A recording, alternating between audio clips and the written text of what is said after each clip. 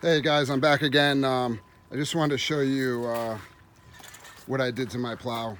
I had a lot of nicks and scrapes, and I did some welding and grinding on here, but I want to show you guys some paint that you can use for a Fisher plow.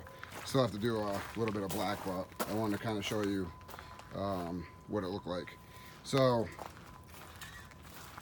it looks like Fisher yellow. It's pretty close.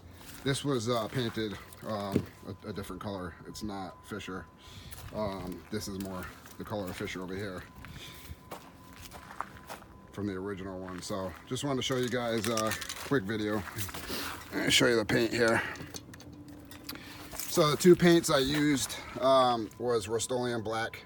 I used gloss enamel. I think it holds up better. And this is the other guy here. So it's Rust-Oleum farm equipment, and it's actually heavy duty enamel and it stops rust.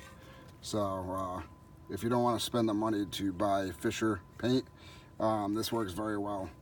I got it at Home Depot. There was a case of 6, I believe, and I want to say it was around 35 bucks, I want to say, for 6 cans.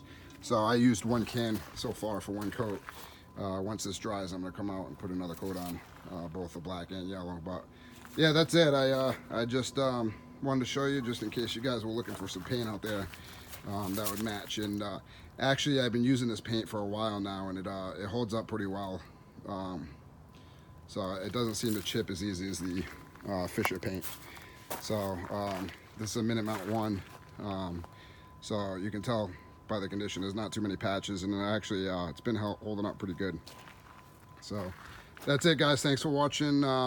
If you like my channel, subscribe. I try to do the best I can with reviews on, just everyday person doing this stuff. So thanks for watching, guys.